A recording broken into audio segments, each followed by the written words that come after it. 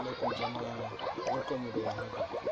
To wannan dai shine cikakken bayani akan wanda zamu yi na Facebook Dark Mode. To ku kasance tare da mu har ku karasa wannan bidiyon har karshe domin ku ga yadda zamu yi daya bayan daya yadda za ku fahimci wannan abu. Idan da akwai wanda bai fahimta ba, muna roƙon ku da Allah da ku tambaye mu ta wajen comment, kuma za mu ajiye wannan link din a kasan description namu ko kuma a wajen comment da wanda yake bukatun domin ya je ya sauka da wannan abu. Mun gode.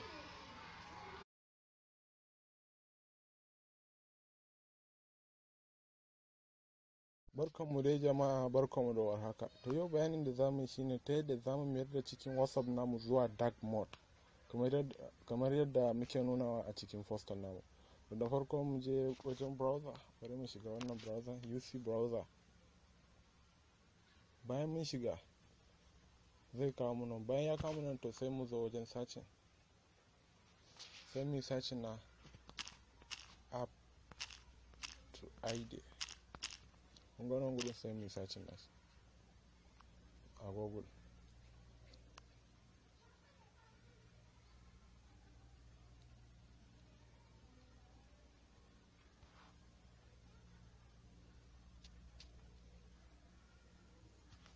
Yawwa ya gama searching kenan, to sai mu shigo na farkon nan za mu shiga. Kun ga nan gurin to sai mu taba na farkon.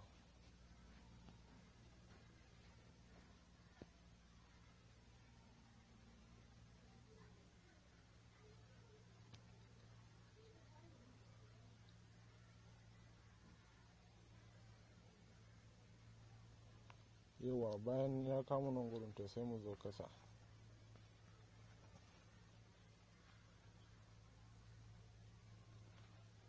Ni kasa.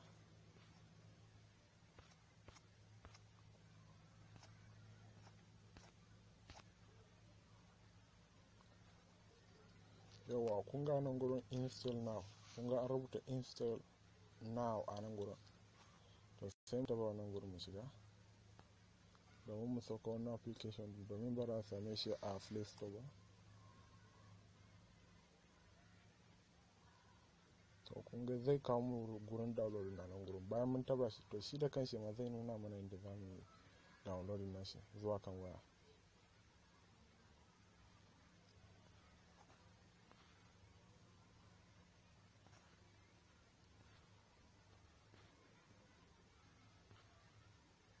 Kun gani idan ma bai nuna mana ba to sai kun ga mu zo mu danna nan click here na click here, sai nuna mana inda za mu sauko shi a nan wurin.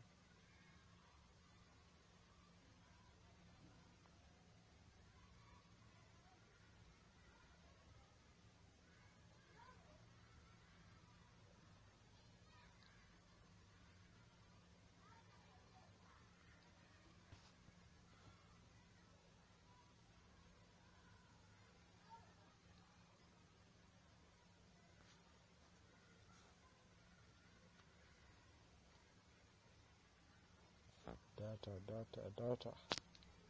Yawa kun ga nan gurin ya nuna mana to sai mu danna download a nan gurin. Kun ga download, to muna taba shi kun ga sai kai mu can gurin.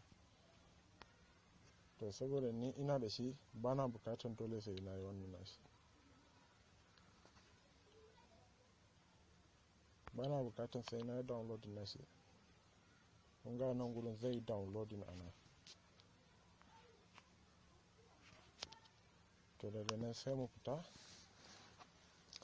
nan gurin. Bayan mun zo nan gurin to sai kun gani application din nawa a nan gurin. Yawa to sai mu shiga cikin application.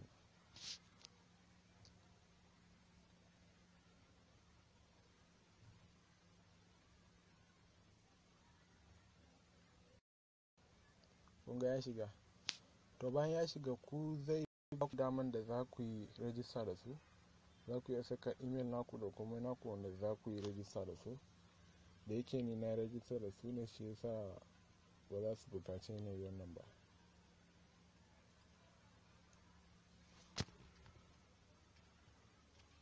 Kun ga nan gurin ni na register da su ka suna na a nan gurin.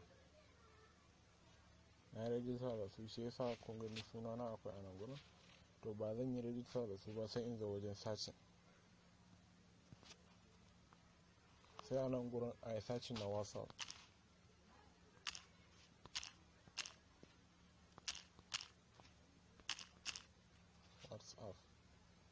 Sai mai sacin.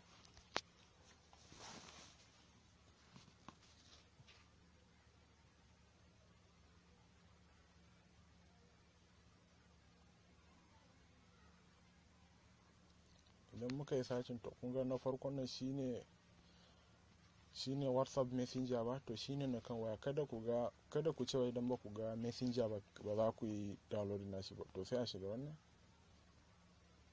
na farkon nan. To bayan kun shiga, kun ga za ku yi updating a nan gurin. Kun ga an rubuta updating.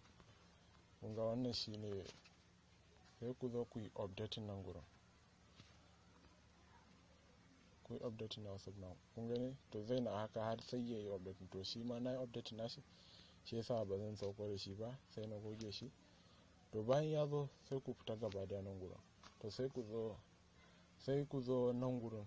Bayan kun yi updating na shi, za ku iya saukar da shi zuwa kan wayar shi. To bayan kun yi haka sai ku shiga cikin WhatsApp. Zai nuna muku kamar haka. Shi ma komai nashi irin WhatsApp din can. Bayan ya kawo nan sai mu zo nan gurin. Sai mu shiga setting. Bayan an shiga setting, to sai a zo a shiga nan gurin chat. Kun ga chat gurin? To sai a taba shi. Yawwa, kun ga nan gurin ya nuna mana DM. To sai mu shiga. Sai mu taba dark a nan gurin. Muna tabawa sai mu taba OK. Sai ya canja cikin ya koma kamar dark haka shi ma. Dark.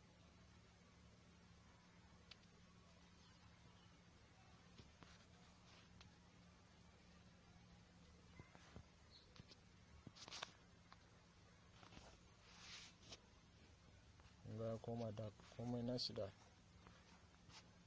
Status ma, wajen status shi ma dark. Komai na kan yanzu, daga yanzu komai mai za ka yi zai koma dark na shi ne, zai zauna dark. Kun ga wannan shi ne dark. Facebook dark din da muke magana. Yawwa, saboda haka kada ku manta ku danna mana subscribe.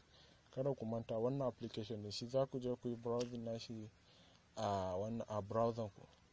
Za ku je ku danna R to ID. Daga nan sai ku zo ku shi. Yawwa, mun gode.